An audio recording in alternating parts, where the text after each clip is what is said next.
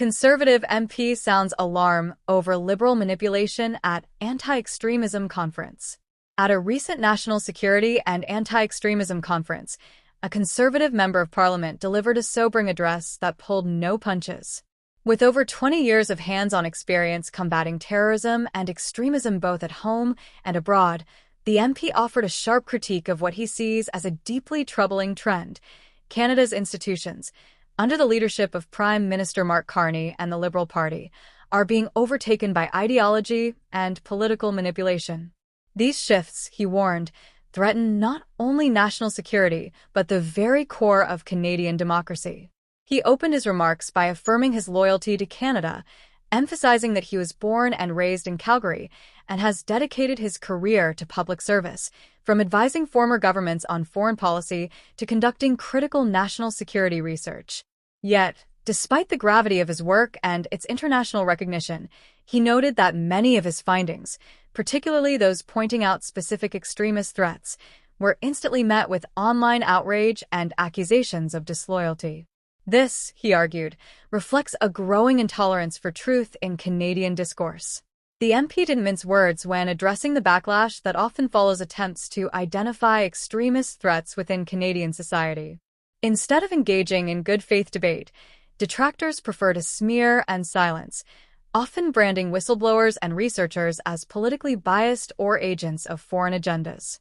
He believes this reflexive rejection of uncomfortable truths is driven less by facts and more by political convenience. And in today's climate, telling the truth, even if backed by data, is seen as controversial if it doesn't align with mainstream liberal talking points. His remarks were deeply personal when recalling his attendance at the memorial for the victims of the 1985 Air India bombing, Canada's worst terrorist aviation disaster. One of the victims, a young woman just out of high school, had a connection to his family. He made it clear that remembering these events requires honesty about who committed them and why. Too often, he said, Canadians are afraid to name the perpetrators of such attacks out of fear of offending sensibilities or being labeled as intolerant. For him, that fear is part of the problem. It dulls the national response and allows extremism to fester unchecked. The MP argued that the root of this issue lies in a sweeping ideological shift across Canadian institutions. From university campuses to federal departments, he said there's now an unspoken rule: only one worldview is allowed. Everything else is branded as either outdated, hateful, or un-Canadian. This, he said, is not how a democracy is supposed to function. At its core, democracy depends on dialogue, disagreement, and the ability to question power. But under the current government, disagreement is treated like dissent, and dissent is treated like treason. He detailed how this ideological rigidity has infiltrated Canada's national security posture. According to him, decisions that should be made based on intelligence, threat assessments, and hard evidence are instead being shaped by political optics.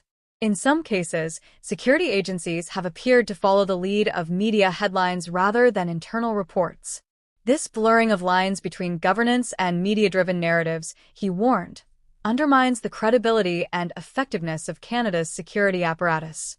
Zooming out, the MP identified 3 global disruptions that are colliding to create what he sees as a dangerous moment for Western democracies. First is the rise of authoritarian states, which are openly challenging the post-war liberal democratic order and exporting propaganda.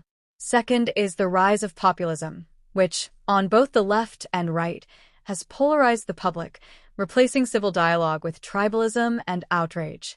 Third is the overwhelming influence of technology, which has turned misinformation into a weapon and handed unprecedented power to both bad actors and private platforms.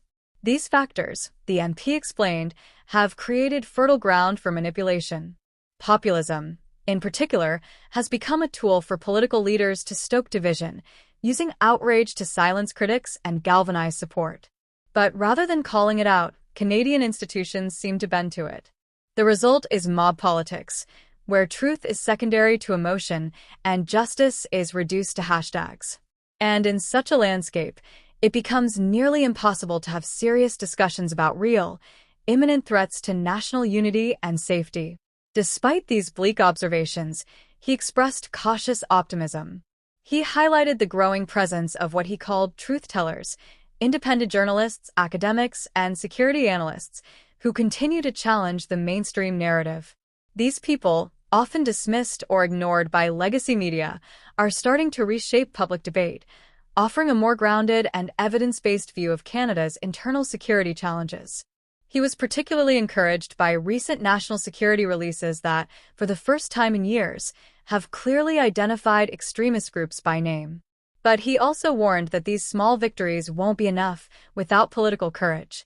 The MP accused the Liberal government of engaging in performative politics, prioritizing symbolic gestures like land acknowledgements and ideological statements over tangible policy. While these may earn applause from certain corners, they do little to address the actual threats facing the country. He challenged Canadian leaders to step out of the safety of consensus and speak honestly, even when it's uncomfortable. Only then, he said, can Canada hope to restore public trust. In his view, the concept of free speech must be firmly defended, but also properly understood. He drew a clear line between peaceful advocacy and incitement to violence.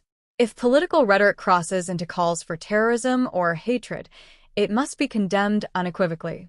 He called on all levels of government to take a firm stand against such rhetoric, no matter where it comes from, and reaffirm Canada's commitment to civil discourse, rule of law, and mutual respect. He closed with a direct appeal to Canadians: don't be silent. He urged citizens, especially those in positions of influence, to resist the pressure to conform and instead speak openly about the issues that matter most, whether it's national security, foreign interference, or ideological overreach.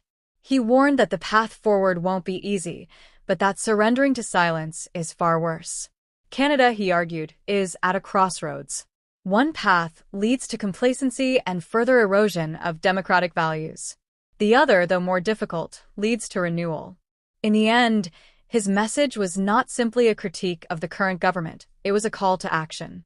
If Canadians want to preserve their freedoms, protect vulnerable communities, and restore trust in public institutions, they must demand honesty, transparency, and leadership rooted in principle.